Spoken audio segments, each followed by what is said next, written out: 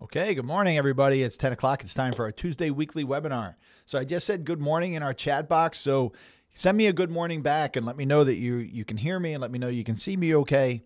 But it's another beautiful day here in southeastern Pennsylvania, and I'm looking forward to a great day. I'm taking a little bit of time off this afternoon just to spend some time with my family, so I'm excited about that. But there may be a format change here for the webinar today. As I was putting together information about the markets and some analyst reports and some updates from the Slott Group, we've got a lot to talk about today. So we may or may not get to the Financial 15 section. It's kind of going to be a last minute. Good morning, everybody. Good to see you. It's going to be a last minute call. And I'm just going to watch the clock because I don't want to take you over our time. And honestly, I can't go over our time either. But so we'll see. And if we can't make it, if we can't do the Financial 15, which today is the continuation of the financial education or essential lessons for young adults, financial lessons for young adults. Today is part 3, and we're to cover bonds, mutual funds, and exchange-traded funds. These are critical items for anybody's planning, but certainly when you're younger, you can really get ahead of things. But as I said, we just may not get to that today because there's so much to go over. So let's begin. We're gonna follow our same format. We're gonna have some updates from the Slott Group. We're gonna talk about the markets, and as I said, if we get a chance, we're gonna get to the Financial 15. So I'm gonna first talk about my goals for you. So my goals for you as a listener to this webinar is to be inspired to make changes. So you may have been doing things differently and kind of following the status quo of how you invest your funds, where you invest, where you place those investments, your taxable, tax-deferred, tax-free, or tax-advantaged buckets, and then how you're withdrawing those funds. The withdrawal, if you're in retirement or approaching retirement, the withdrawal of those funds is vitally important. How that's done, in what order, and from what areas. And that has to be reviewed every year. So I want you to be inspired to make changes in your process. Open your mind to different ideas and ways of thinking about planning and investing. I want you to stay educated. I want you to attend the webinars. We have these webinars here and the special webinars. We're going to have a little bit of a format change overall in our webinars, and I'm excited about that. But be educated, follow these webinars, maybe some other folks out there as well. But I really don't want you to do that. I just want you to stay with us. I'm just kidding.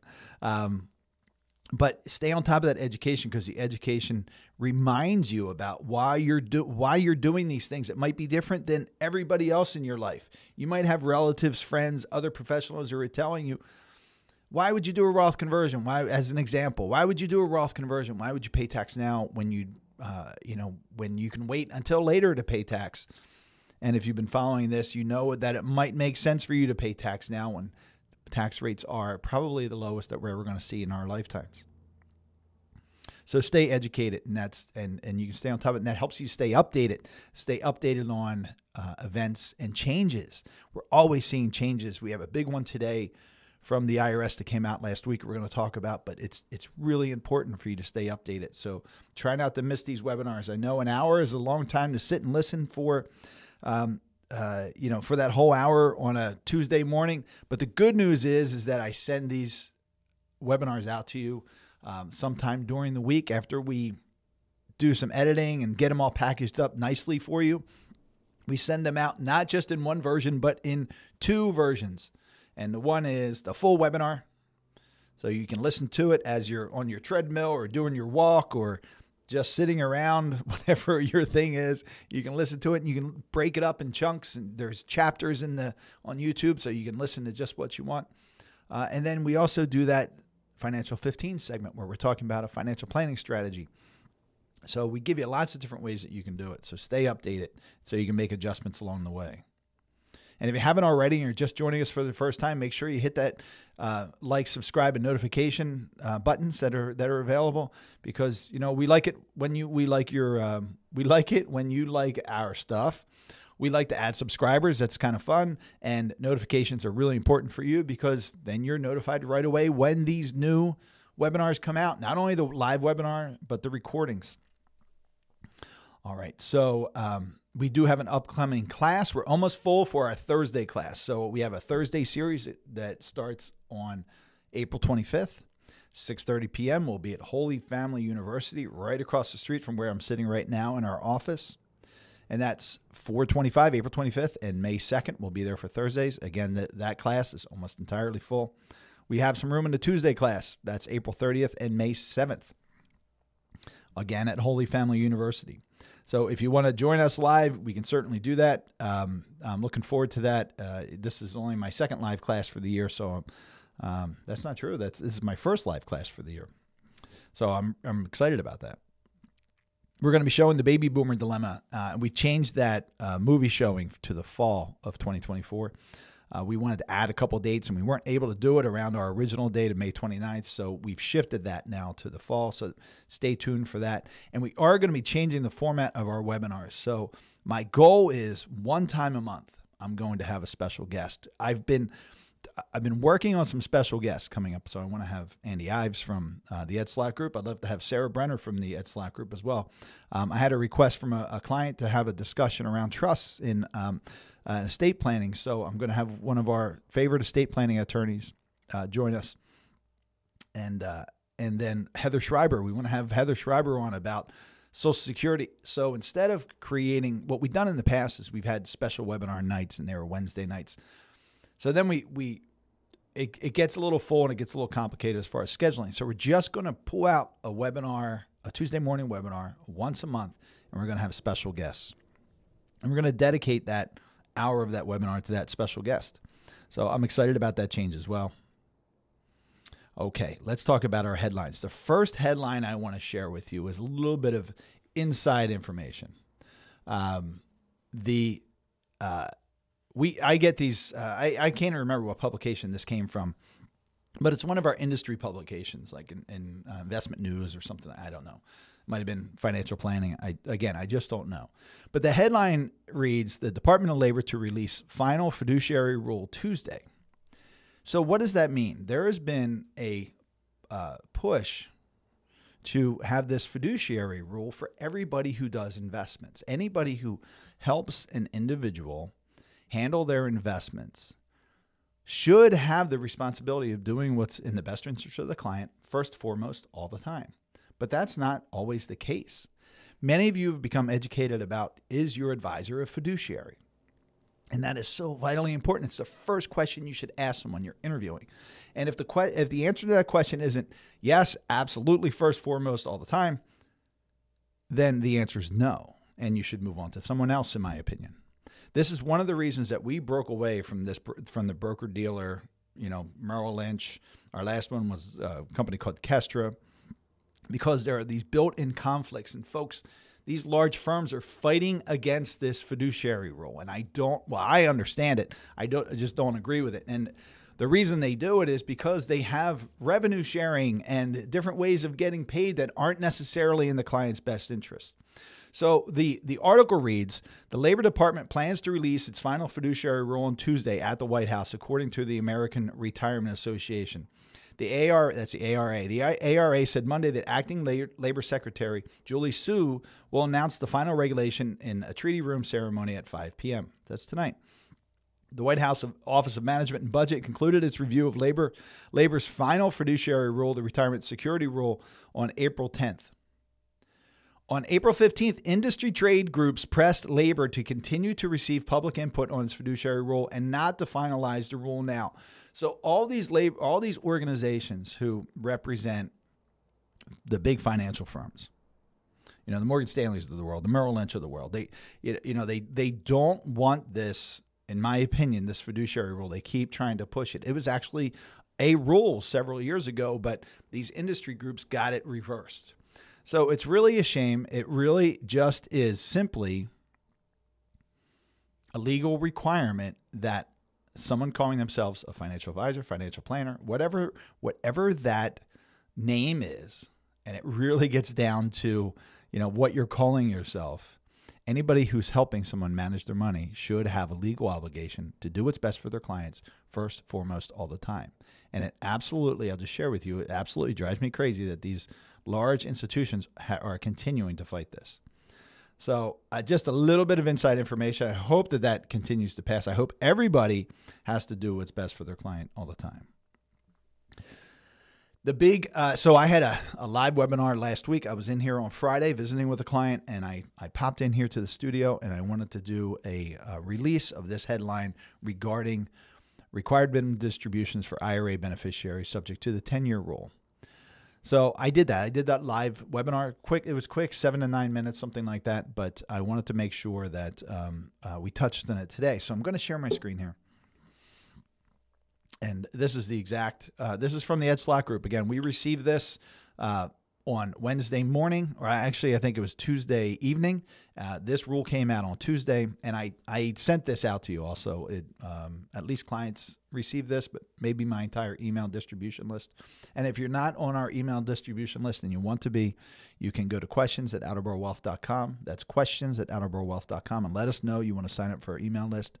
You can also sign up for our webinars if you go to attleborowealth.com. That's our website right up there, attleborowealth.com. Click into the webinar link. I think it's under resources, and you can sign right up there for our to be on our mailing list.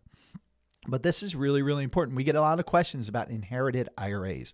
Now, I'm just talking about inherited IRAs, not your own IRAs. But this article reads, or this notice reads, late Tuesday afternoon, that's April 16th, that's last week, the IRS issued Notice 2024-35, which provides relief for 2024 missed required minimum distributions, RMDs, for IRA beneficiaries subject to annual RMDs within the 10-year period. The new relief builds on previous IRS relief for 2021 and 2022 annual RMDs in Notice 2022-53 and for 2023 RMDs in Notice 2023-54. Notice 2024-35 adds another year of relief by excusing 2024 missed RMDs for non-eligible designated beneficiaries of IRA owners who died in 2020, 2021, or 2022 after the required beginning date. It also relieves missed 2024 RMDs for non-eligible designated beneficiaries of owners who died in 2023 after the required beginning date. The notice does not affect, this is important, this is why I highlighted it. So number one, this is for inherited IRAs only for folks in these categories. So for people who died after and including 2020 when the new RMD rules changed. So if you're collecting RMDs from someone, inherited IRA from someone prior to 2020, this doesn't apply to you. You have to keep taking your RMDs. The notice does not affect lifetime RMDs. So we're not talking about your own RMDs. We're talking about the RMDs that come out of someone else's IRA that you inherited. So this notice does not affect lifetime RMDs. RMDs from inherited IRAs by eligible designated beneficiaries. That's important too. The relief is only for non-eligible designated beneficiaries or RMDs by beneficiaries who inherited before 2020.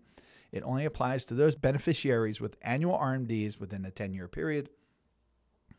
So the reason that they continue to do this, they give us the relief, is that the IRS has given us conflicting direction on this, well, in the beginning, and we don't have a final regulation. We have this proposed regulation that says that if you inherit an IRA from someone who had already began their RMDs or passed the required beginning date, that you must continue taking those RMDs. So every year since this first came about, the IRS has given us the relief of the penalty, which means you really don't have to take that RMD. But that's likely to change. And in fact, we should have a final regulation this year. The final paragraph in this, if you're just listening and not reading along, reads, in Notice 2024-35, the IRS says that it expects to finalize its proposed Secure Act regulations issued in February 2022 so that they will be effective starting in 2025. This means that it's possible these final regulations will be issued later in 2024. I know it's confusing. Listen, these whether it's your own RMDs, inherited IRAs, whether you're a non-eligible designated beneficiary or whether you're an eligible designated beneficiary, all that can be confusing. I do, on my notes here, I'm just going to scroll to the bottom of the section. I'm going to just share with you what are eligible designated beneficiaries. I did this the other day, and you can, for a little bit more information, you can go to the webinar I did on Friday. You can find it on our YouTube channel, and we'll link it here. Let me write myself a note. We'll link it here in the description. But I'm pulling up here the list of eligible designated beneficiaries. So you should see them there. Yes. EDB, eligible designated beneficiaries. Now, the relief only applies to non-eligible designated beneficiaries. So that's a different classification, of course, and there are only 5 classes of eligible designated beneficiaries. That's a surviving spouse, minor children of the account owner, disabled individuals, the chronically ill, or beneficiaries not more than 10 years younger than the IRA owner. So these folks can still use the stretch IRA feature. So if they're required to take required minimum distributions and you're an eligible designated beneficiary, you must continue to take those required minimum distribution. But if you are a non-eligible designated beneficiary, and that's everybody else who has an inherited IRA, then you have relief again for this year. So I hope that makes sense. All right. Now, so they're the 2 big headlines I wanted to share with you. Now we're going to jump into our Slott Report. So I love this article that Andy Ives did that I'm going to share with you. And this has to do with RMDs. RMDs can be confusing. One of the things that we hear is, wait a minute, what's my RMD age? Now it was 70.5 forever. And then it was changed to 72. And then it was updated last year to 73, but it's going to be 75 in a few years. Well, in several years. But so where am I? What do I have to take an RMD? We still have people who call us and say, I reached 70.5 this year, so I have to take my RMD. Well, no, that's been changed now to 73. And then they'll find something on the internet that says it's 72 or 75, so it is really confusing. So let's go over the details here. So this is from our friend Andy Ives. So Andy writes, we answer some pretty complex IRA and retirement plan questions. Our newsletters and other Slott Report entries can get into the weeds on some tricky topics. The thing is, when you spend all your time in the deep end, it's easy to forget there are new swimmers in the shallows, testing the waters for the first time. So he's talking about people who are just coming up on the RMDs. What's happening here? When do I have to start collecting my required minimum distributions? Because don't forget, if you miss your required minimum distributions, technically there's a penalty of up to 25% of what you should have taken. And that's been reduced. It used to be 50% of what you should have taken. Additionally, seasoned financial advisors are not immune to forgetting some basic concepts. Since lifetime required minimum distributions are so prevalent, a refresher course is in order. Now, folks, I will tell you that I'm probably considered an expert in this area. I check this all the time. My staff will hear me say, "Well, I don't think he or she has to take an RMD," or it's usually if I'm not certain if they have to, or if I'm thinking they don't have to take an RMD, I'll go back and check the rules. So I check them too. And sometimes I even reach out to the Slott group, Andy or Sarah or someone, just to confirm. So you have to check and make sure that we're covering everything. So he writes, since lifetime required minimum distributions are so prevalent, a refresher course is in order. When a traditional IRA owner or retirement plan participant reaches a certain age or employment status discussed below, then RMDs must begin. That age has been adjusted a few times over the last couple of years, and it will move again to age 75 in 2033. To best understand what RMD age applies to you, use your date of birth as follows. I like this. We did this when 73 came out, the new age earlier. Gosh, I guess it was last year. The 73-year age came out. I did exactly this. I had it by birth year, and it made things a little easier. So use your date of birth. So born from 1950 or earlier, your RMD age was so it's past 70 and a half or 72. Born from 1951 to 1959, your RMD age is 73. So you don't have to take a required minimum distribution until you pass age 73 for your own IRA or 401k or retirement plan. Born 1960 or later, your RMD is 75, age 75. Your first RMD year is the calendar year in which you turn one of the ages listed above. It does not matter if your actual birthday is January 1st or December 31st. The year you turn the applicable RMD age is your first year for RMDs. We just had this discussion with a client who thought they had to wait past their birthday, but we could So say the birthday's in December, we can cover that RMD now in April. The first RMD can be taken anytime during the year. You do not have to wait until your birthday. Additionally, the first RMD and the first RMD only can be delayed until April 1st of the year after the first RMD year. I know that sounds confusing, doesn't it? It's simply that first year you have until April 1st of the year following the year you turn, in this example, age 73 right now. So I like to think that the IRS gives us some grace because by then, April 1st, not April 15th, but April 1st, maybe you've had an opportunity to talk to your financial planner or talk to your CPA, and that person tells you, well, hey, you should have taken this RMD so you can get it done. I like to think that that's the reason for that, but that's only in the first year. This is, I'm sorry. So I'm going to just read that sentence again. Additionally, this first RMD and the first RMD only can be delayed until April 1st of the year after the first RMD year. If you're following along on my screen, we're right here. This is known as the required beginning date, or RBD. So your RMD has an RBD. The purpose of the delay is to give first-time RMD takers a few extra months to figure things out. But be forewarned, if you delay your first year RMD until the following year, you will have to take 2 RMDs in the second year. The first RMD by April 1st and the second RMD by December 31st. If your work plan, like a 401k, for example, offers the still working exception, and if you are still working, you can delay your first RMD until the year you separate from service. The final year of employment will act in the same manner as a standard first RMD year, like turning age 73, meaning the first RMD from the work plan can be delayed until April 1st of the year after you retire, separate from service. Note that the still working exception is not available for more than 5% owners of the company sponsoring the 401k. It also does not apply to IRAs. We're only talking about retirement plans. Now, if I was 73 years old this year, and because I'm 100% owner of our company, I would have to take RMDs from our 401k. I would not have that still working exception if I was still working. I would, just as an example. IRAs can be aggregated for RMD purposes. RMDs from all of a person's IRAs must be calculated separately, but the total combined RMD amount can be taken from one or a combination of the IRAs, but not all RMDs from all accounts can be aggregated. Inherited IRAs cannot be aggregated with a person's own IRAs. Also, work plan RMDs, again like a 401k, cannot be aggregated with your IRA.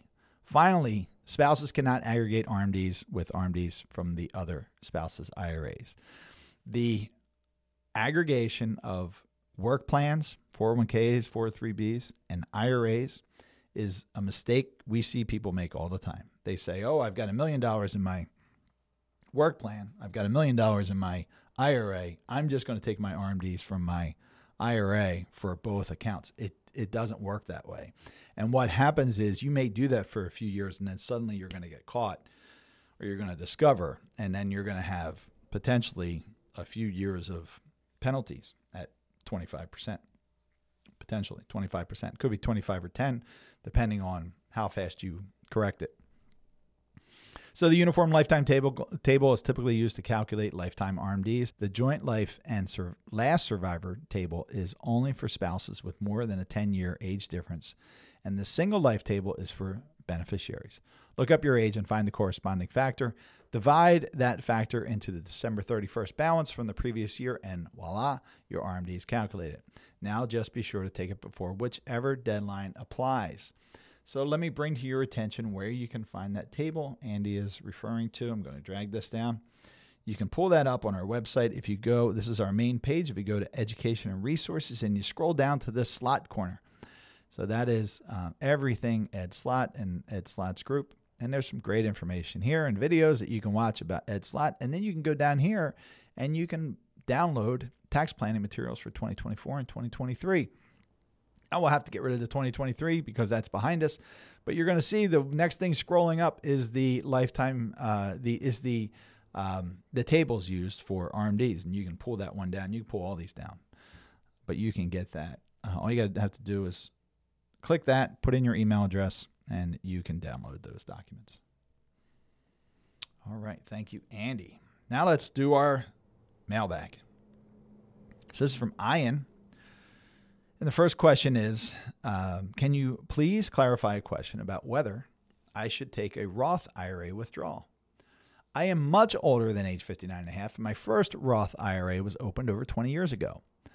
I now own a second Roth, which holds recently converted funds from my 403(b) account.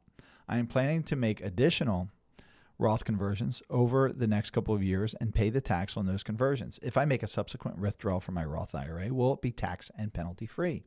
I think so from what I've read, given my age and the fact that my first Roth account was opened over 5 years ago. However, some commentators seem to think that any Roth withdrawal must wait 5 years from the conversion in order to avoid being taxed on earnings. I don't think that this is correct and hope you can help. This fellow's name is Paul. So we recently had this conversation with a client. The client does a lot of reading and research, and he came back and he said, I don't understand this 5-year rule. I see all kinds of conflicting information. Some people say after 59 and a half, if you've had any account that has any Roth account that's been in place longer than 5 years, you don't have to worry about the 5-year rule. You're covered. Some people say you've got your own individual 5-year rule. So I directed him to the IRS website and the code that addresses this, and there's a flow chart in there. And I'm actually going to do a separate webinar about that, a topic about that. But it's really, really common, and so it is confusing. But in Paul's case here, the person who wrote this letter, it's really quite simple. And Ian writes, Hi, Paul. The Roth IRA distributions rules are confusing. You are correct that any Roth IRA withdrawal you take will be completely free of taxes and the 10% early distribution penalty. That's because you're over 59 and a half and have had a Roth IRA for at least 5 years. The rule about waiting 5 years to withdraw a Roth conversion only applies to the 10% penalty, not taxation of earnings. It doesn't apply to folks over 59 and a half like you. Remember what this was designed to do. We're talking about conversions, not contributions. This was designed to close a loophole or avoid a loophole where someone could take their funds from an IRA that we know, if you take traditional IRA funds prior to age 59 and a half, you not only pay tax, but you're subject to a 10% penalty. So initially, there was an opportunity for someone to take those funds, $100,000 as an example, take the $100,000 and convert it from a traditional IRA to a Roth IRA. Now you pay the tax on the conversion, but then withdraw it from the Roth IRA and not pay that 10% penalty if you're under 59 and a half. So the IRS closed that, and they said, wait a minute, we have this 5-year rule now for every conversion.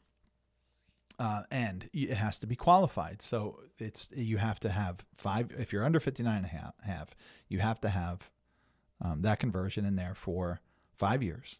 And you have to be, and then for it to be qualified, you got to be over 59 and a half. So it avoids circumventing the rules by doing a Roth conversion. I hope that makes sense. But once you cross over 59 and a half, that 10% penalty doesn't apply to you. So that the 5-year rules for the 10% penalty are all aggregated. So I hope that makes sense. And you've already paid your tax on the conversion. So then it has, once you meet that 5-year rule collectively, even if you have a couple $1,000s and you're over 59 and a half, then everything comes out not only penalty free but tax free. Next question. I have a client with a traditional IRA and a simple IRA opened in 2020, and she is no longer contributing to it. Should these accounts remain separate? She also has a small 401k that she needs to roll over to an IRA. Can all of these accounts be consolidated? So the answer is there is no reason why the traditional IRA and simple IRA cannot be combined. Simple IRAs can be rolled over to a non-simple account after 2 years of participation in the simple, and the 401k can also be rolled over into the combined traditional simple account. So really simple, really easy. There are always considerations to take into account when you're rolling your 401k into an IRA. You want to look at the costs associated with the 401k. Yes, there are costs associated with your 401k. Fund choices, investment choices, the ability to convert within your 401k, convert to a Roth IRA, as opposed to the freedom you have in being able to convert in a traditional IRA. But you have to compare the pros and cons just like you do anything. So just because you can do it doesn't mean that it's the right thing to do. All right. Let's talk a bit about the markets. And I'm going to tell you right now that we are going to move our topic of the essential lessons for young adults to next week, because we had additional headlines, additional slot topics, and we're going to talk a bit about some details about the investment market. So coming up, or in the past week, we saw retail sales. They rose by 0.7% month over month, while well above expected 0.3%. And if we subtract out autos, the sales were up 1.1%. Gas sales rose 1%. And February's reading was revised from 0.6% gain to a 0.9% gain. So they raised that up as well. So the analyst writes, retail sales aren't adjusted for inflation, so the readings aren't quite as strong as the headline may indicate, because remember, inflation is hanging in there above 3%. But the report shows the consumer remains resilient and that the Fed doesn't have to rush to cut rates. I think that's an interesting comment. Everybody's waiting for the rate cut, or the rate cuts to begin. But as long as the consumers keep spending and the economy continues to grow or not drop, then and inflation stays where it is, we may not see those rate cuts. I don't know if we're going to see them this year. I know it's been pushed back past June, but I don't know personally if we're going to see them this year. We had industrial production also rose in March. The analyst writes, manufacturing continues to show signs of rebounding, further indications of a solid U.S. economy that doesn't appear to need the Fed to cut rates in the near future. Existing home sales of previously owned homes fell 4.3% month over month and 3.7% year over year, as the median price of an existing home rose 4.8% to $393,500, which is a record high for March. So this is really about, in my opinion, mortgage rates. Mortgage rates are above 7% on the 30-year mortgage. I have been seeing it a little bit below that. I think I was looking at this for someone a week or two ago, and I saw it at 6.5%. But we're talking about averages across the nation. So mortgage rates pushing above 7% on the 30-year appears to be depressing activity somewhat, but higher prices could contribute to inflationary pressures remaining elevated. The thing is this, is many folks who are in their homes if they have mortgages, they're below 2%, 2.2%, I think is mine. With a lot of folks have 3%, very, very low. And it's difficult to sell your home at a low mortgage rate and buy a new house at 6.5%, 7%. Historically, that's not a bad rate, really. I remember one of my first homes, our mortgage rate was 8.5%. I remember our mortgage broker, high-fiving us because we got such a great rate. Many of you on here might remember when mortgage rates were 13, 14%.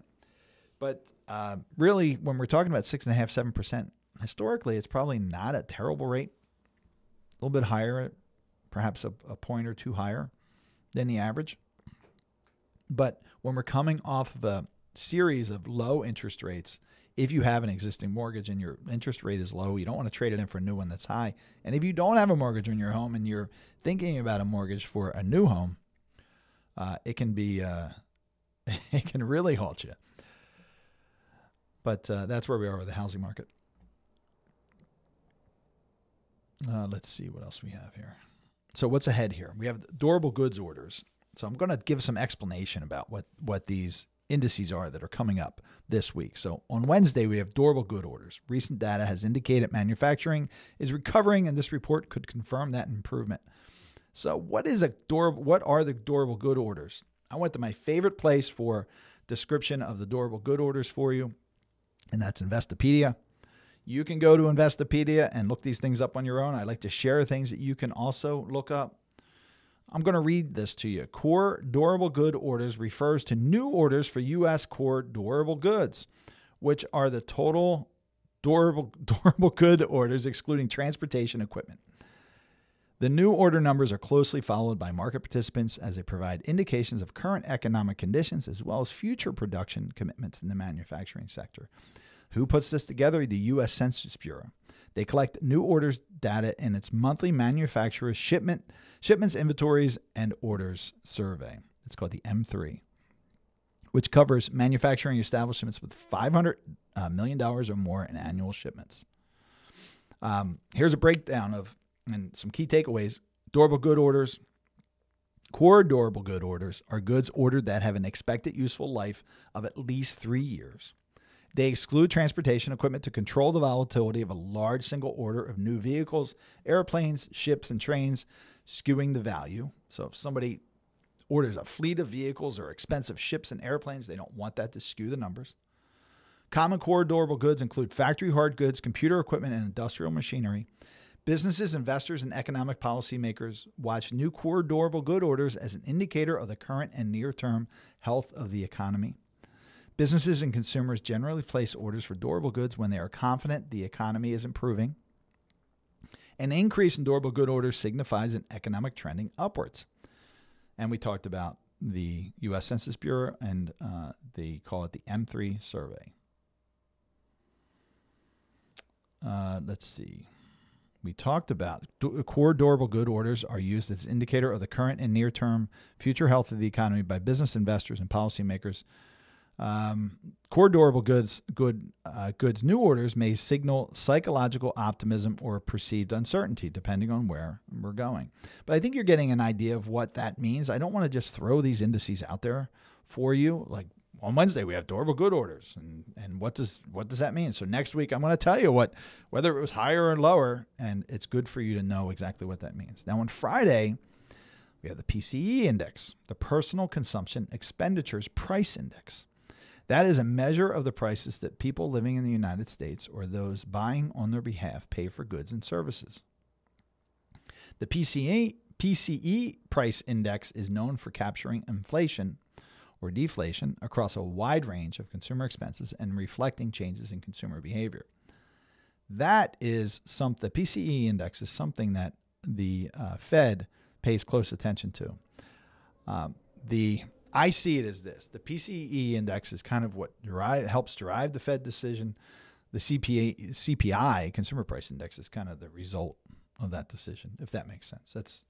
Now I don't know if that's a 100% correct, but that's how I view it. Let's talk a little bit about what happened last week in the market. So the Dow Jones Industrial Average, believe it or not, was up 0.01%. 0.01%. It takes us to year-to-date 0.79. Listen, we've had a rough few weeks. We had a high of market, I think, on April 5th. And we've been, except for yesterday, and I think so far today, just looking at my other little screen there, your markets are up slightly today as of 10:39. That could change anytime. But we've had a tough couple weeks, and it's a really slight adjustment. We've been doing quite well for some time. The S&P 500 was down 3.05%. That brings us year to date in the S&P 500 at 4.14%. So we're still up for the year. The NASDAQ was also down 5.52%. That takes us up year to date 1.8%. The S&P mid-cap index, so mid-sized companies, 400, the mid-cap 400, was down 2.17%. Still up, though, just about 2% for the year. The Russell 2000, so our small companies, was down 2.77% and is down almost 4% for the year. So out of the U.S. markets, that's the one getting hit the hardest so far this year, the smaller companies. Our bond market is down for the year. So the Bloomberg U.S. Aggregate Index was down 0.67% last week and is down 3.11% for the year. So here we are again, just like 2022, where the stock market, the S&P 500, if that's what you're using as the U.S. stock market, is down 3.05%. And our safe money that people put in bonds, if you have a 60-40 portfolio, is down 3.11%. So it's down more than the stock market if you're using the S&P 500 as the stock market. But it's still down. And this is where investors lose confidence in this 60% stock, 40% bonds, or 40% stock, 60% bonds portfolio, because one is supposed to zig while the other is zagging. But when you're in a situation where we have uncertainty in interest rates or rapidly rising interest rates like we saw in 2022, you see this drop in the bond markets. And most people have their investments in this region of 7 to 9 years that the Bloomberg U.S. Aggregate Index represents. So be careful. And these, what are they called? Age-based funds or target date funds that many people use in their 401ks, their retirement plans, their 403bs, their own investments, automatically move you to what? To bonds as you age, thinking that bonds are the safer alternative. And I'm showing you that they can be just as volatile and just as risky. And honestly, the most difficult part of the market, in my opinion, to invest in.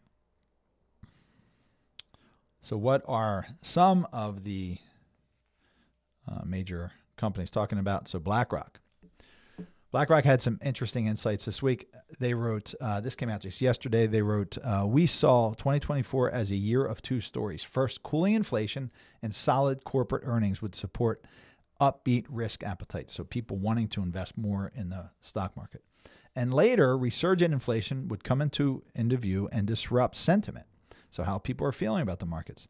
We stay overweight U.S. stocks, yet are ready to pivot. So they're saying we're still investing in the U.S. stock markets, but we're ready to move. The second leg may be playing out now, reinforcing our expectations for persistently high inflation. That raises the stakes for Q1 corporate earnings to hold up sentiment, in our view, just as higher bond yields adds pressure to equity stock. When you hear me say equity, I'm talking about stock valuations. So basically, there's a little bit more to that, but basically the BlackRock, one of the largest analysts and money managers in the world, is saying we're still in this sector, this section. They have different investment sections, but they're saying we're still investing in U.S. stocks, targeting heavy overweight. So that means they're putting more tactically in their portfolios into U.S. stocks, but they're ready to move from it. So they give some market backdrop. The S&P 500 slid 3%, led by tech on jitters before key earnings results this week. I'm talking about last week. And rising bond yields. The first direct strikes between Iran and Israel also helped stoke market unease. U.S. 10-year Treasury yields hit a new 2024 high of 4.7% before settling back slightly. Oil prices eased 4% last week after having been pushed higher due to geopolitical unrest in recent months. We think we're in a world of structurally higher geopolitical risk, and no kidding, and a lower threshold for conflict escalation. We're watching this week's release of March U.S. PCE data. We just talked about that. You're all expert of what the PCE index is now. The Federal Reserve's preferred measure of inflation for any signs of acceleration or stubborn services inflation. U.S. CPI data showed that core services inflation, including housing, ramped up in March, signaling that inflation may not fall as much as markets expected. Elsewhere, we do not expect the Bank of Japan to hike rates. Markets will likely focus on its updated economic projections and CPI data. Okay.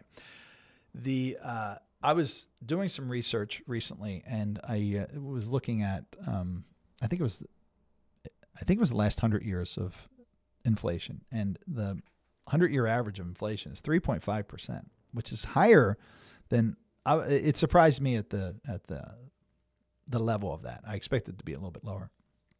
That's what we have built into our financial planning model, 3.5%, because we might be at these levels for some time, and we might be at that 100-year average. We got really kind of fat and happy about, we're at very low interest rates. We have very, very low inflation. We're in this euphoric kind of state for more than a decade, much more than a decade, where, again, interest rates were low, inflation was low, and now interest rates are more normal, and inflation is probably more normal. So how do you handle these things when you're talking about investing? I just showed you that the stock market is down over 3% and the bond market is down over 3% for the year. So does this 60-40 portfolio really still work? Do target date funds work? They might work if you're still saving and investing money, or if you're a decade or more away from retirement. But what I found is the way to really solidify your investment process is to have your financial plan drive those investment decisions. So what does that mean? When are you going to need the money? How much money do you need? And where's the best place to pull it from? And you only do that through a thorough financial planning process to identify what those needs are. And then you all know my investment thesis is asset allocation. Of course, you need to have a blend of investments from different areas and categories and parts of the country and representation in different markets. Principal protection, something that isn't going to go below zero. The worst you can do at any time in the year is a zero return. So you've got asset allocation, principal protection, and I can hear you say it with me, account segmentation. Account segmentation is the key that most people are missing. Many people, almost everybody, whether you do it by happenstance or you do it professionally or on purpose, you have asset allocation. You're either doing it yourself, you have a target date fund, or you've hired somebody to help you with it. You have asset allocation. More and more people are doing principal protection, and probably about 50% of the folks who do what I do offer some sort of avenue for principal protection. So that's good. And if you can combine that with guaranteed lifetime income, it's excellent. Very, very few people do the account segmentation approach. And I just can't tell you the difference that makes for people. Identify when you need money, for what you want to do and what you need to do, and make sure that funding is appropriate, the investments are appropriate for the funding. You want to be able to invest for growth, but you want that to be later in life, when you're not going to need those funds for 8, 9, 10 plus years.